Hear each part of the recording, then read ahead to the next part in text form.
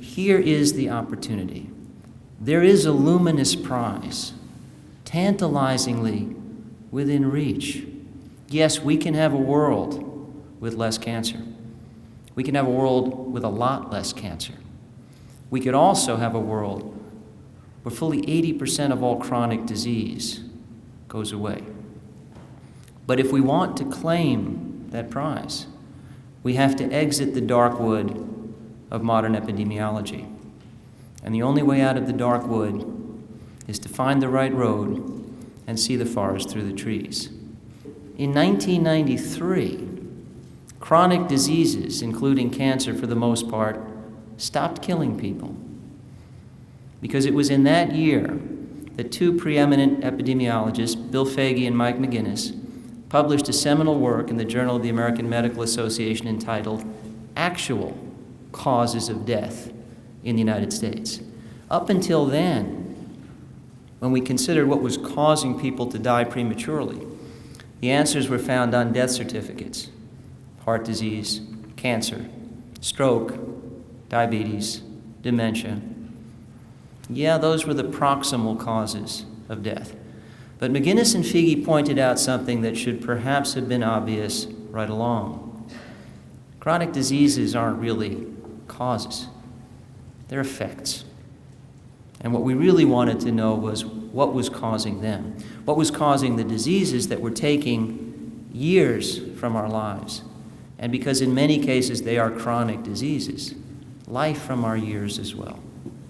But I do want to impress upon you, as I'm about to tell you what they found in this study, that the flag for eating well was habitual intake of vegetables, fruits, and whole grains.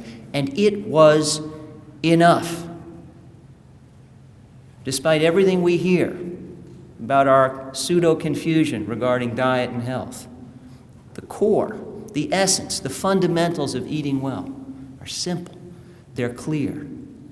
Earl Ford and colleagues asked these people, do you generally eat vegetables, fruits, and whole grains every week? Yes or no? And it was enough to differentiate good diets from bad. So, do you smoke? Yes or no? Do you eat well? Yes or no? Are you physically active on a regular basis? Yes or no? Is your weight well controlled? Yes or no? And I digress again to note that weight is not a behavior. Weight is not a choice. Did anyone in the room wake up and decide what to weigh today? To the extent that weight is volitional, it's a product of two factors already on the list: diet and physical activity, calories in, calories out. But to some extent, it's not volitional at all. Product of our genetic polymorphisms, ethnic heritage, variations in our microbiome. Still, if you eat well and are physically active, your weight tends to be well controlled. So it's an outcome of factors on Ford's list. We can talk about an 80% reduction in chronic disease, including cancer, till we're blue in the face.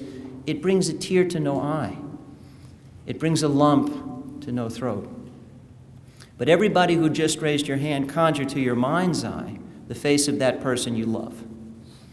And remember that day. Remember that phone call. Maybe there was an ambulance ride. Maybe there was a visit to an emergency room. Maybe it was the ICU. Maybe it was the CCU. Maybe it was cancer. Maybe it was one of these other chronic diseases we also have the capacity to have less of. But whatever it was, and whether the person you love got better and came home or did not, because sometimes they do, and sometimes they don't. Either way, it was a bad day. Two roads diverged in a wooded eye. I took the one less traveled by, and that has made all the difference. My friends, only in unity is there true strength. The road less traveled by is a lonely place. Join me there. Let's make all the difference in the world.